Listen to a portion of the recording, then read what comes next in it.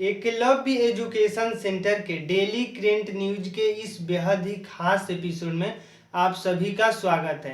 तो आज के इस एपिसोड में हम चर्चाएं करेंगे कि भारत सरकार के द्वारा फार्मा उद्योग के लिए कुछ दिशा निर्देश जारी किए गए हैं।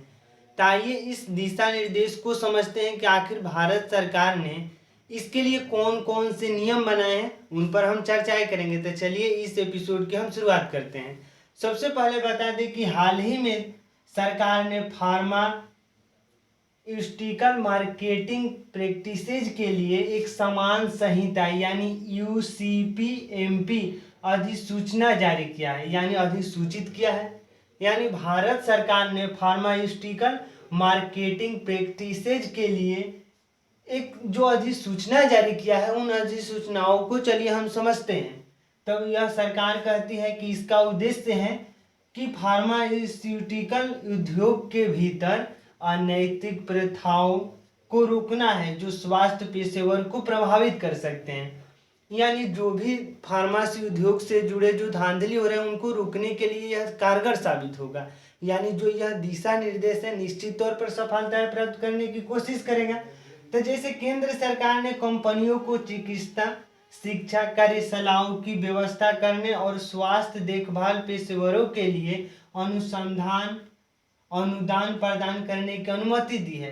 यानी इस तरह से भारत सरकार ने कहा है। जब हम आगे बढ़ते हैं तो नए दिशा निर्देश कंपनियों को विदेशों में निरंतर चिकित्सा शिक्षा यानी CME कार्यशालाओं आयोजित करने से रोकते हैं। यानी जो यह दिशा निर्देश है विदेशों में जो निरंतर चिकित्सा शिक्षा है यानी CME है, उनको कार्यशालाओं को आयोजित करने से रोकने का काम करेगा। यानी जो यह निर्देश है इसके बाद यानी कंपनियों को अपनी वेबसाइट पर ऐसी कार्यशालाओं का विवरण भी साझा करना होगा जिसमें उनके द्वारा किया गया व्यय भी शामिल होगा। यानी जो कंपनियां व्यय करती हैं फार्मा उद्योग के अंतर्गत में उनको अपने वेबसाइट पर अपलोड करना होगा।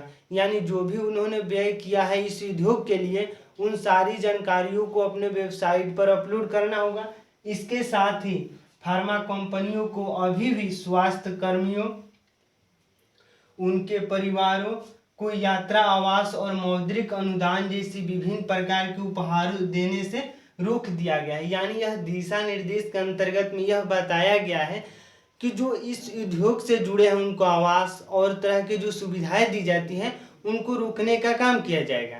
तो इस तरह से यह दिशा निर्देश कहते हैं। तो आइए आगे कुछ और भी नियमों को समझते हैं। यानी इस तरह से हम समझे तो आगे और नियमों को समझने की कोशिश करते हैं।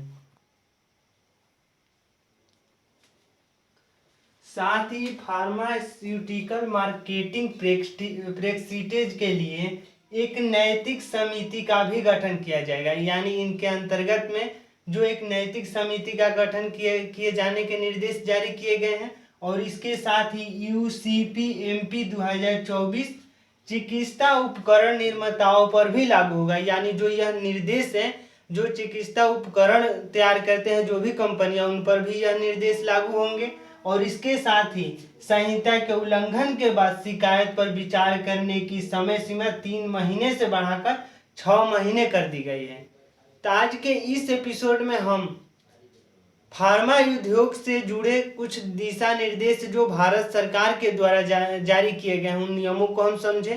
तो आज के इस एपिसोड में बस इतना ही। अगर आप हमारे चैनल के साथ नए जुड़े हैं तो हमारे चैनल को कर दीजिए सब्सक्राइब ताकि हमारे द्वारा अपलोड किया गया हर वीडियो आपके पास सबसे पहले पहुंच जाए। धन्यवाद, थैंक यू।